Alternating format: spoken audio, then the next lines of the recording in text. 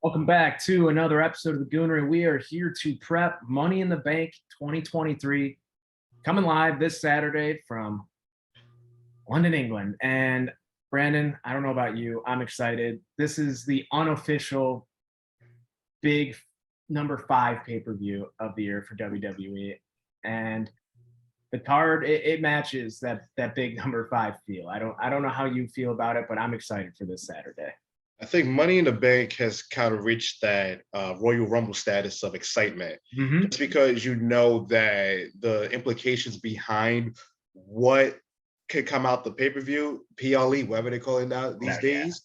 It's exciting, and especially with how the formatting is with PLEs now, where they're very spread out and they have an utmost amount of significance compared to prior years. So they've done a really good job. Yep. They've done a really, really good job of hyping this, and I can't wait. Yeah. So I mean, it's a loaded card. There's no doubt about it. But first and foremost, let's start with the women's Money in the Bank match. We have Zelina Vega, Becky Lynch, Zoe Stark, Bayley, Io Sky, and who would have thought in the year of 2023, Trish Stratus in the Money in the Bank ladder match. I don't know about you, but I think that out of the 6 women in this match, there are five people who are kind of intertwined in their own storylines right now. And that just leaves Zelina Vega out there kind of floating aimlessly. And I don't think people are talking enough about her as a potential winner here. It's interesting because I think she's one of the dark horses. I think when you look at favorites, I think Io Sky kind of sits at the top. I don't think it's even close in terms of favorites here. It's very apparent that the higher ups at WWE heard the reaction that Io Sky was getting at Backlash, which, by the way, I mean, you wouldn't think a superstar that is kind of meddling in the mid card prior to Backlash would get that high of a reaction, but she did. But that's kind of a testament to how people are paying attention to how great she is. But with these events, it almost seems a bit too obvious. I feel like the past maybe 2 years have been obvious, because I would have told you Liv Morgan was going to win last year. Austin Theory was kind of a shock, but I feel like it was still kind of very apparent that he was going to be the winner. And then I think it was the year previous where Big E and Nikki ASH won the Money in the Bank. But I think because of that, and I think with who's on what brand is going to make it a little bit interesting. But I'm gonna give you a scenario. Well, I'm going to take you back a little bit to WrestleMania 21, which held the first Money in the Bank match. Real quick, before you continue. Go ahead. I know we talked about how that big feel excitement of the Money in the Bank pay-per-view, PLE, whatever, how it's really reached that Royal Rumble level. But man, there was something special about it opening WrestleMania. Absolutely. I really wish they would go back to that. But continue, my bad. And to go back to that, it's one of those things where if you can't get on the card or some type of filler match, that was like your spot right there. So that was always great. But that particular match, WrestleMania 21, the very first one, Tyson Tomko was helping out Christian in that Money in the Bank match. And I do think from one Canadian to another, we're going to see that again with Zoe Stark helping Trish Stratus win the Money in the Bank by some screwy stuff. And listen, I know people are going to maybe scoff at it because Io Sky's right there, Zelina Vega's right there, but it almost makes a lot of sense considering I think people are really listening to the reactions Rhea Ripley is getting nowadays. And if you tell me that she's going to turn face down the line again, I would believe you. I would absolutely believe you.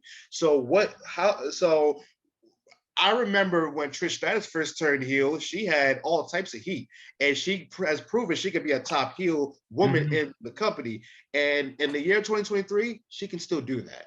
So how you do that? A double turn with her cashing it on Rhea Ripley, and you have a storyline there. And granted, it may not be the most popular or the most logical thing, but I feel like that's what's going to happen. I see where you're coming from. I do.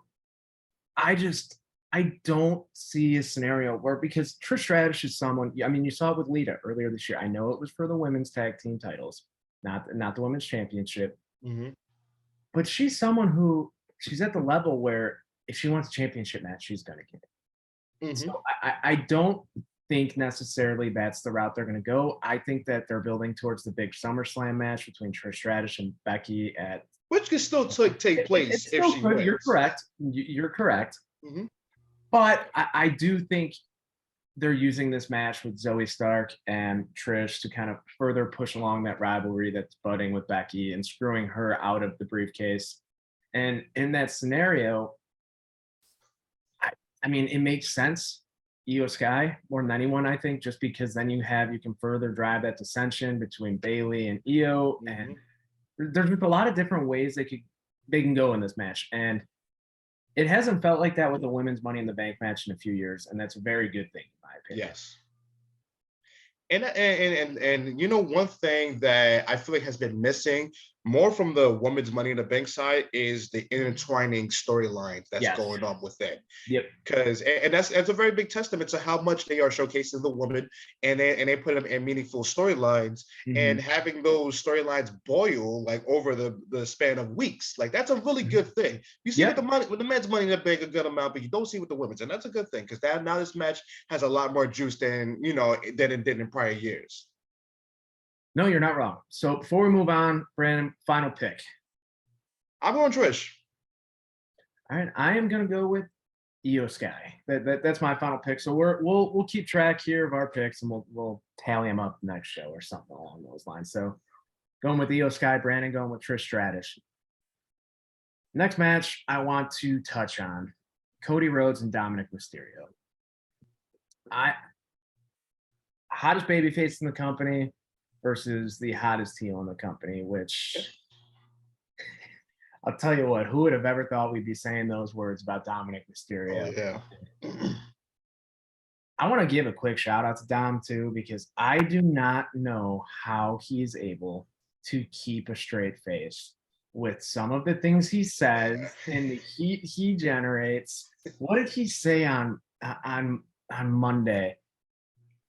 Something along the lines. Cody said, "You gonna hide behind mommy, or do you need mommy or something?" He said, "I always need my mommy," and he said it with a straight face. And I don't know how he does it. I don't know how he does it. And this really has been the perfect filler feud for Cody Rhodes, I think, I agree. as they inevitably are building towards that SummerSlam match with Brock at this point, I think. And it's really giving Dom a chance to step up here.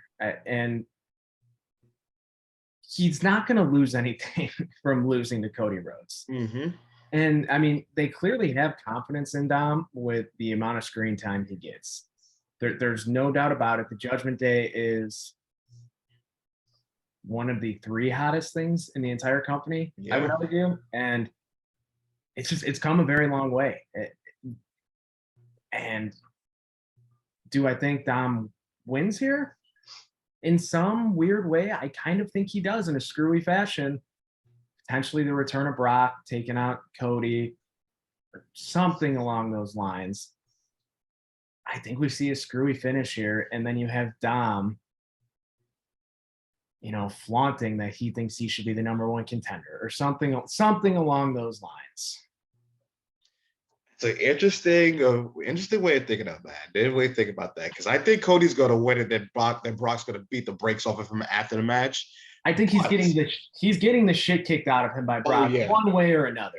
Oh yeah, and I do want to touch on Dominic Mysterio real quick because what you said is so spot on. And the fact of the matter is, I think one of the most important things that you need to have as a professional wrestler is self-awareness. And he's very, very aware you have it. That he is probably the most corniest and cheesiest dude on the mic. And he leans into it. He leans into it. He knows. And that's the business, because we could play all whiny wrestling fan about how we feel like he's so corny. He needs to go down to the performance center and work on his mic skills and whatnot. You haven't He heard has anyone. made. You have not He heard is, anyone complain about that in months. exactly, and it's funny because you have the what you call the real wrestling fans that sit up there and complain that he's talentless and it's all through nepotism why he is where he is, whatever. But people know that it's people don't boo him because they just generally don't like him at this point. I feel like it originally started as that though. Exactly, and then it started as a trope. Look at Kurt Angle. They said even when he was the biggest babyface on SmackDown at one point, they still said he sucked. Yep. We returned to general manager in 2018 or 19. He still got chanted, "You suck." So it's really not a matter of all that. But I will say this: a good performance from Dom. And by the way, I think it's also inevitable considering Cody Rhodes can work with anybody. Dom is going to get a lot of looks. He's going to get a lot of looks, and they're already high on Judgment Day. They're already high on Dominic Mysterio's work, but a good match here can have him going a long way to doing much, much bigger things than this. And we didn't think this was going to happen, but him being in some type of title picture can very well be in the cards. It's not. I know that the Judgment Day is on Raw. He will obviously not. I just don't see any scenario where he's the man to dethrone Gunther. There's no logical scenario where that happens. I know who will. We'll get to that. We will get to that. Mm-hmm. But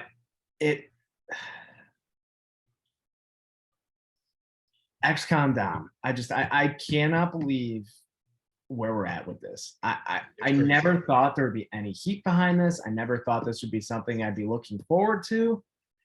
And you know the heel reactions he's going to be getting in London just because of that crowd are going to be so much hotter than anywhere else it could have happened. And that's just going to help his case even more to shoot him up the rankings internally. 1,000%. So with this one, I mean, logically, it's going to be Cody. It's going to be Cody. It's Captain America. What can you do?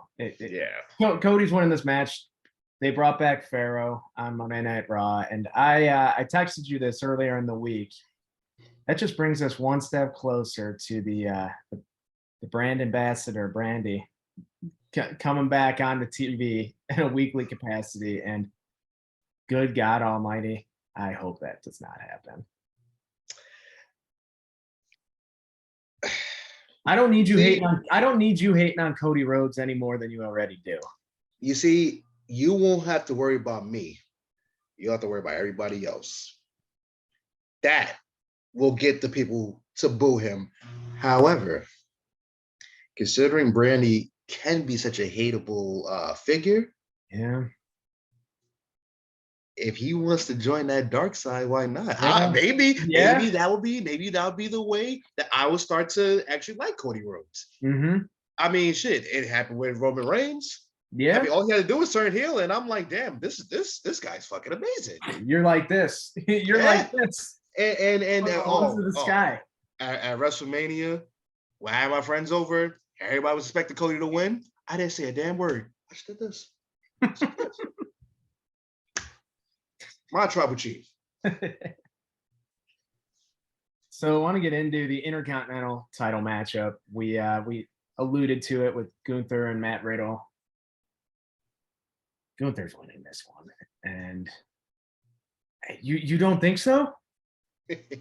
I have an idea of where I think you're going with this. I gotta be honest with you. I think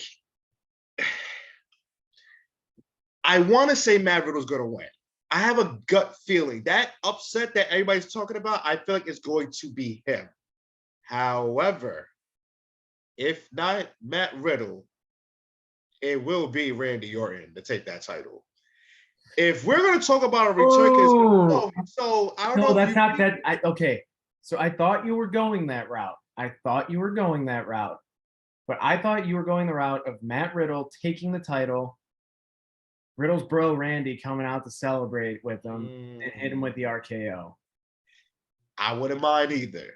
I wouldn't mind either, but I will say this. BT Sport on WWE posted something earlier that piqued my interest. And it had the video of John Cena returning at Money in the Bank 2021. That kind of tells me somebody's coming back. Somebody. Whether it be Randy or Drew McIntyre, it's going to be somebody to come back. And I feel like Randy is probably the most likeliest at this point because the contract situation with Drew is clearly not where it needs to be, although it can be just dirt sheets feeding us bullshit like they do every Monday night. So we don't know. We really don't know. But I will say I think it'll be Randy if it was between the two of them. So I think Randy Orton is beyond the points of the Intercontinental title. I think and that's not to say Gunther has not elevated that title. I know Ric Flair won the Intercontinental title at however many goddamn years old he was. But I don't see them with the way it appears Triple H is building the mid card now. I don't see it being a place that Randy Orton is going to be. Randy Orton is a guy who, at this point in his career, I think he'll have one more world title run potentially. Yeah, potentially.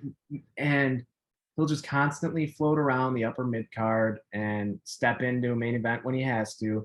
I just don't see, from a storyline perspective, where Randy Orton makes sense as the person to win the Intercontinental title, unless Gunther becomes the legend killer or something along those. Like there's obviously a lot of ways you could take it, but I think Drew McIntyre is more likely here. I do, just because of being in London, the return pop he would get, being in the UK, and giving him the moment that he maybe should have gotten at Clash of the Castle. So now, here's the thing, because I still do leave that door wide open for McIntyre to return, only because recently he did a WWE sponsored event and WWE posted the video, so they can't be at that much of a crossroads, can they? Okay, I did not see that. So they was, I believe it was either a week or two ago. But the real question is, because I think anybody would love Drew and Gunther to run it back at SummerSlam. That would be awesome.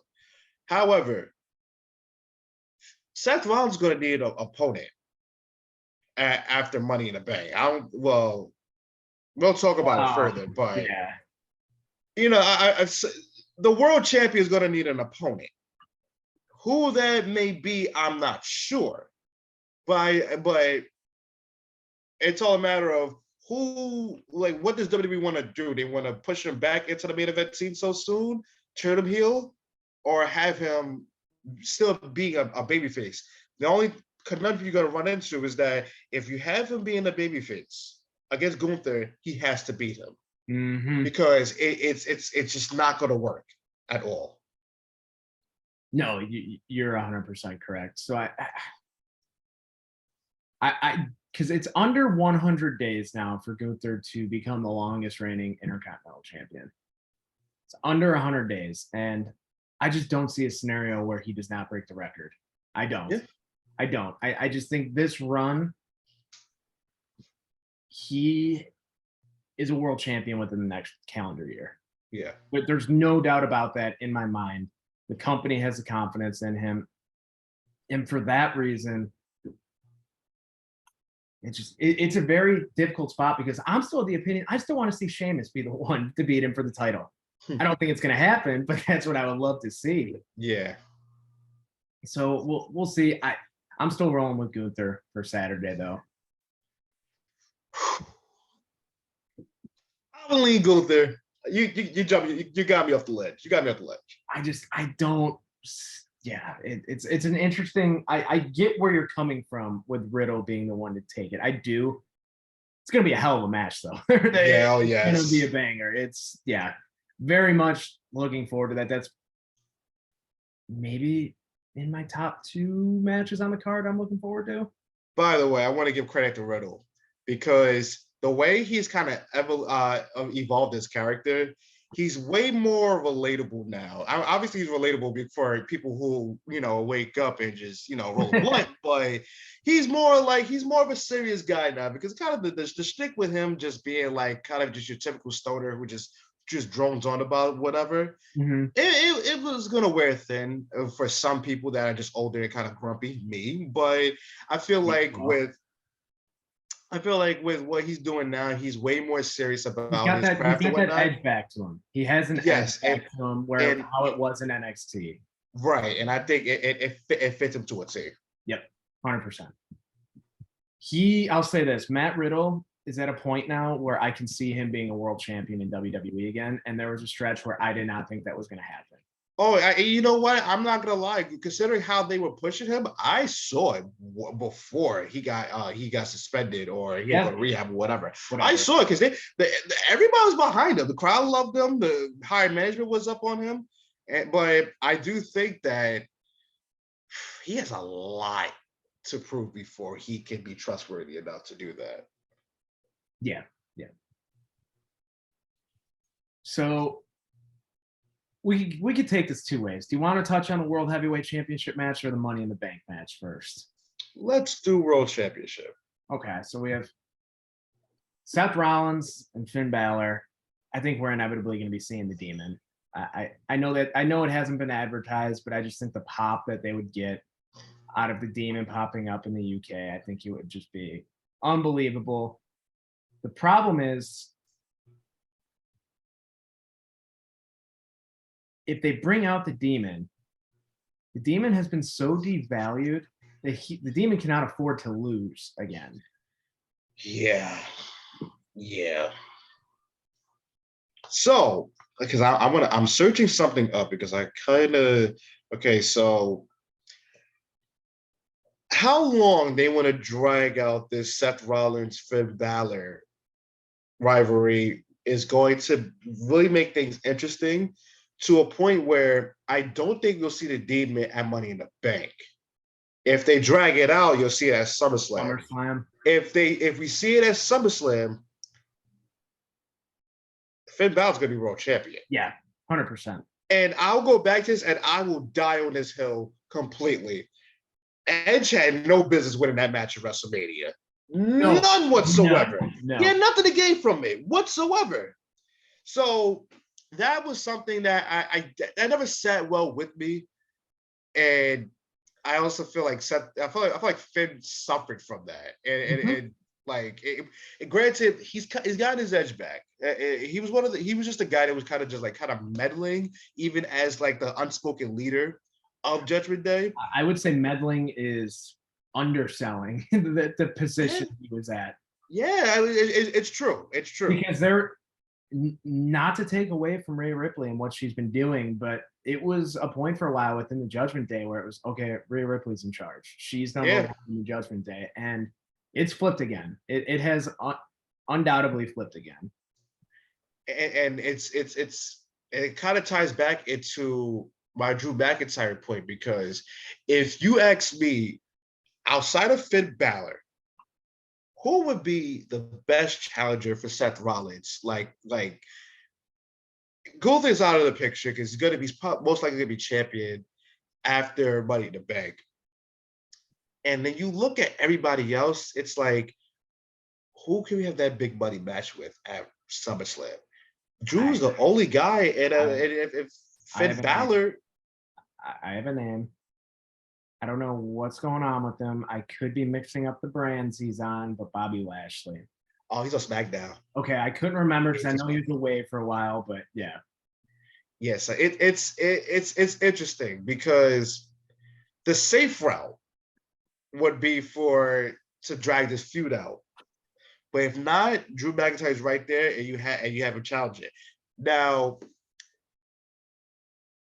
the real question is, how long is Seth Rollins going to have this title for? Because if you ask me right now, other than the Usos, other than Rhea Ripley and Judgment Day, he may be the hottest superstar right now. He's the hottest superstar right now. I can't describe. I can't find a direct He comparison. has it.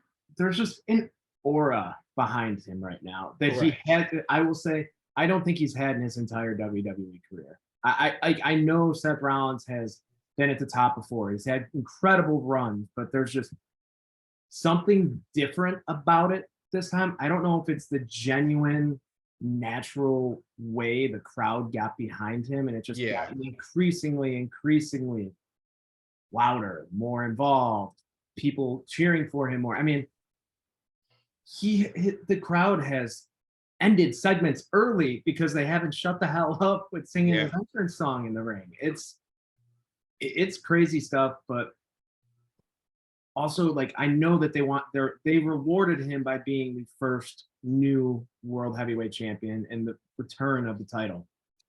My thing is, I don't see this run lasting long at all. At all. I think SummerSlam at the latest. Whether he loses to his opponent or he's cashed in on, SummerSlam is where the title reign went for him. At the latest. Honestly, at the latest. Yeah. So, I don't think it will be a case of I don't think it's going to be a case of him losing it at Money in the Bank. If he does lose that Money in the Bank, we're going to be seeing 3 different world title holders in one night, in my opinion. I agree. Because there's if he does lose to Finn Balor, I think that's immediately where they kick off the Damian Priest Finn Balor storyline for SummerSlam. Mm-hmm. And I don't think that's the route they're going to go. And Brandon, let me talk to you because I think there's one guy who's winning Money in the Bank. And I just think it'd be foolish at this point for it to not go to LA. So I'm glad you used the word foolish. That's the exact word I would use. And here's why. LA Knight's up there in age. He's 40. Peak, He's 40. and granted, we saw what Sting did last night. Okay, let's talk about that real quick. Yeah, real quick. Why the fuck is any 64-year-old doing that? I mean, I understand it's payback for the fuck up at the pay-per-view with him not getting out of the way in time for Sammy. Yeah. But why the hell were those tables so goddamn far? And why is a 64-year-old man even jumping off a ladder through tables to begin with? I love Sting. I love him too. Guy. But this is the problem with AEW. And I wish I could spill this onto AEW verse. Because as a WWE guy, I'm gonna say something that I think these people need to listen to.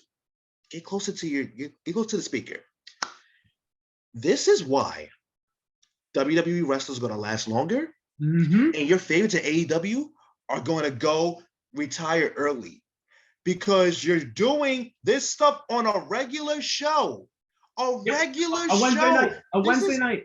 But this is why things get oversaturated with this company because we're seeing things that we should be seeing on pay-per-view. We don't need to see this on a regular show on a Wednesday or a Friday or a Saturday. We don't need to see it because the frequency in which it happens, it gets oversaturated. We see it before. We see these high spots being done during the week. I would rather miss out on a pay-per-view, a spot that's crazy, than to tune in and to see it every 2 weeks. That is not exciting. That's more dangerous than anything. And maybe it's me being a guy that's just a wrestler fan. I'm not a fanatic like these other people. I don't really I love wrestling to death. Maybe I'll be okay with it. I won't for sure say I'll be okay with it, but I reached a point in my life where I'm just like, dude, is this stuff like doing all these high spots really worth it? I like to see wrestlers with longevity. We were robbed of that, and not for injury purposes, but with Stone Cold and The Rock, we were robbed of that. They retired early. So when these guys, obviously they don't measure up to that stardom, that star power, but you just want to see wrestlers have longevity. You don't want to see high spots. on every 2 weeks of a show. That's not on a big event. That's ridiculous. That's ridiculous. I don't like it. I Yeah, really don't. I'm with you, man. I'm with you. So let's get back to Money in the Bank, though. I mean, Yeah. I said it. LA Knight. That's a name that you should have mentioned in that list of hottest acts in the entire company. Oh yeah. And we talked about it on the show last week. But the promo on Monday Night Raw when he popped up, the SmackDown guy popping up on Raw, that is the new Samoa Joe cooked everyone promo that you're going to be seeing on Twitter. And yes, it is. It sucks for that reason. But the guy he just gets it. There's something so WWE about him where it feels natural. And the name, it feels natural and it feels real, which is absurd to say as a 23-year-old wrestling fan. It's sure, like the fact that what he's able to do with the microphone, yeah, the in-ring work can leave something to be desired. Who cares? It's the WWE. You're watching it to be entertained. And if you don't make me care about you as a character, I'm not going to give a shit about your matches. Yep. I'm not. End of the day. And another interesting little tidbit. Apparently, LA Knight has new merch coming out next week on WWE Shop. Listen, you capitalize on him now, or else. Or you never do, because he will never be this hot again. Nope. And it makes too much sense. And why I'm scared is because there's another guy in this match now who apparently Triple H doesn't want to win, but other people within management want Logan Paul to win the Money in the Bank briefcase. Which is ironic. It's super ironic. And here's the thing. Logan Paul is shockingly really good at this. He's damn good. He's undeniably good. It blows my mind how quickly he has just caught onto it. He gets it. And I'm going to let you in on something. His time will come. If he's a world champion during his run, I will not be surprised whatsoever. Neither. But he got time for that to happen. It does not need to happen at Money in the Bank. Yep. SummerSlam, he doesn't need it. He absolutely does not need the belt. And the eyes that's going to be brought onto WWE with him being champion, I get it. I completely understand it. But there is going to be a time and place for that. And LA Knight is the right guy at the right time. He is the hottest wrestler in this match. And if you don't capitalize on that, that's a big missed opportunity. And one thing that you said that was just so correct, like there's certain guys that take time to get it. Like there's just some guys who are just manufactured through overtime to just gain that itch about them that they can connect with the crowd and just hook them in. From going from NWA to Impact to WWE, I mean, just natural. He understands, and even though he didn't always work with the bigger crowds, he still gets it. Yep. You can't teach that. It's not like there's not a lot of guys who can do that nowadays. There's not a lot of people who are getting over with the fucking name LA Knight. Exactly. And I think I can speak for plenty of wrestling fans. And I'm not one of these people that's going to sit here and cry, bitch, and moan about name changes. But I could sit here and say, LA Knight, when I first heard that name, I'm like, that he's doomed. He might be doomed. Oh, I saw that and I just like, I like groaned out loud. I don't care about name changes usually either. I wasn't someone who cared about Walter to Gunther. I didn't care. Didn't care. Did not care.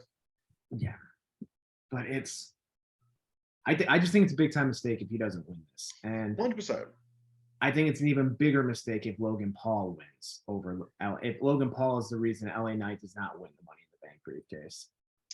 And the thing is, it's really a lose-lose situation because him being world champion is not the worst thing in the world, but just something that I just don't want. A lot of people don't want it. Just right now, at least. I don't. Exactly. I think it's inevitable that he is a world champion in WWE. He's proved he can do it on the big stage. I think he's building towards some type of SummerSlam match with either Ricochet or Seth Rollins again, or something. Hell, I wouldn't even, after the promo on Monday Night Raw, I'm not ruling out LA Knight and Logan Paul at SummerSlam. Oh, that would be a just promo clinic. Yeah. Promo clinic. So I think if I was to rank likely winners here, though, in this matchup, I do think I'm going LA Knight, Logan Paul, Damian Priest, Nakamura, Ricochet, Escobar, Bush. I think, or flip. Let me flip Escobar and Ricochet. I am going to agree. I'm gonna flip Ricochet and Escobar, but I'm going to, because I agree with you for the most part, but I am going to flip Logan Paul over LA Knight. I think Logan Paul is unfortunately going to win, but hopefully this is a reverse jinx of mine. I hope so too, and we've seen it. He's not someone who needs it. I understand. Exactly. I understand the intent behind it. You're gonna get more eyes on the product. There's no denying it. But at the end of the day, let's be honest. LA Knight said it best. He appeases this 14-year-old girls. How many 14-year-old girls are going to keep watching WWE after Logan Paul is away? That is correct. And you got to keep, I know it's all about growing and bringing in new fans, but end of the day, you have to keep the people who are there week in, week out happy. And I'm not saying LA Knight is the only person who can win this match. Yeah. I won't even be surprised if he doesn't, if we're being completely honest. Oh yeah, I'm going to fully expect that he won't win, because it just seems too obvious. But he also is someone who I don't think can just be put into a world title program right now. I think he's someone who needs that briefcase to reach that level. I agree. So it's just they're in an interesting spot, but it's good that there's a lot of variability here, and it feels like the Money in the Bank matches of old, where you have these up and coming guys who need the briefcase to reach that next level. No former world champion, WWE world champions, let me correct myself, are in this match. Which is great. Oh, it's awesome. It feels like an old Money in the Bank match. Yeah. So that's exciting, in my opinion. I agree. So we'll see. Hopefully, you know what? No, I hope it is Logan Paul. I hope Logan Paul wins. I'm hoping and praying, but like I think we talked about this last week. Let's say, for the sake of argument, it's not Logan Paul. It's not LA Knight. I like Damian Priest as the winner, but something about Santos Escobar having that briefcase, getting that upswing and holding the briefcase. I think one thing that's been missing is holding the briefcase for a good while. I agree. And then building that suspense up. And listen, I don't think it's that big of a deal that there are winners that cash in immediately. I don't really care that much. There are people that do, because they could just complain about everything, but I would not be opposed to a guy that we did expect to win to hold that briefcase as a way to bring themselves up. So when they do cash it doesn't seem like, well, this feels kind of rush for a guy that didn't really was in the title picture. So I agree. I agree. So it's going to bring us to what I'm assuming. The only thing I can assume that will be the main event on Saturday, the Bloodline Civil War tag team match. Solo Sikoa and Roman Reigns versus the Usos. Oh, God, I'm so goddamn excited for this, man. We've been waiting for this for over a year and a half. I mean, it's 3 years in the making. It is unreal that this is going to happen, but it's going to be even more unreal it's going to be even more crazy when the Usos win this match. Mm-hmm. The Usos will win this match. I'm right But there with you. I'm actually not sure who will get pinned. Because here's why. Now, Solo can easily eat the pin. I think I know where you're going with this, though. For a guy and Roman Reigns to get pinned by his family, it would make all the sense in the world. Mm-hmm. Who knows him better than his own family to do that? It makes sense. And listen, we talk about upsets. I mean, granted, maybe I don't really see it as an upset that much, but depending on who you ask. But I do say that I don't know who's going to get pinned. I just know the Usos are going to win. But this is definitely going to lead to a true I forgot. I don't know how to pronounce their last name, but a true civil war with the bloodline at SummerSlam, where all four guys are going to be competing for the championship. Yep, I agree. I agree, and I think we see Solo turn on Roman, and I think that happened, man.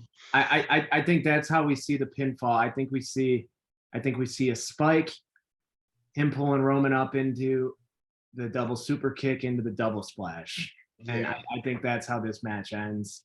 And end of the day, we're just gonna see Heyman standing there doing his whole holy shit. I can't believe this face. My tribal chief. And I think that's when Roman turns on Heyman. Roman's gonna think Heyman was in on it, and that's gonna leave Roman all alone on his island of relevancy, as he calls it, all alone on an island. Now, do you think Solo turning his back on Roman will lead to a Roman solo match rather than an actual fatal four-way? I do. I think I do. Yeah, and I would agree. I don't.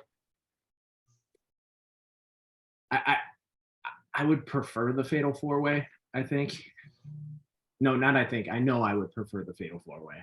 But if it's one-on-one Solo and Roman at SummerSlam, Solo's the guy who's ending this title reign. I think so. And I think that because I know there's a lot of talk about finishing the story. I'm pretty sure, like, you've seen the reports of Cody Rhodes probably going to run it back with Roman at the next year's WrestleMania. This is where things in WWE always change. They always change, because if you tell me, if you would have asked me now, would Roman Reigns and Cody Rhodes be the main event of next year's WrestleMania? I'm going to tell you now. And here's the thing. I believe that Solo will be the guy to dethrone him up until Roman eventually gets back as a babyface and dethrone him again. And then he won't hold that title for long, but I do think that this will probably be a way to have Roman being sent off on a little bit of a vacation, and then Solo really running the show with the Usos and going from there. But that's only if Solo turns on Roman Reigns, because I could see it. I could see it now, where Roman Reigns is just absolutely beating them to a pulp, and Solo just can't stand the sight of it. Mm-hmm. He's like, something just clicks in his mind where he's just like, this is just not right. And then the turn happens. If that's how it plays out, that I mean, damn. There'd be zero complaints from me. I know people are really hating on the word cinema nowadays. Those people go straight to hell because I'm still use it. But that's cinema right there. Everything that the Bloodline has produced has been cinema. Point blank. They have not left us with anything left to be desired. Nope. And I'm pretty sure in an event like this, where the crowd's going to be incredible, they will not let us down whatsoever. Yep. So final prediction for this match, both of us, I think, is the Usos. I think we are on the same page here. Yeah. Yes, we are. So that's going to wrap up this week's episode of the Goonery. Give you a pretty in-depth Money in the Bank preview. Hopefully we're right. We might be completely wrong. Who the hell knows? But regardless, looking forward to a very, very exciting show on Saturday. And we will be back next week to discuss whether we were right or wrong and whatever the hell else we want to talk about, because this is our show and we can do that. That's That right. being said, thank you for tuning in. Like, share, subscribe to the show, and we will see you next time.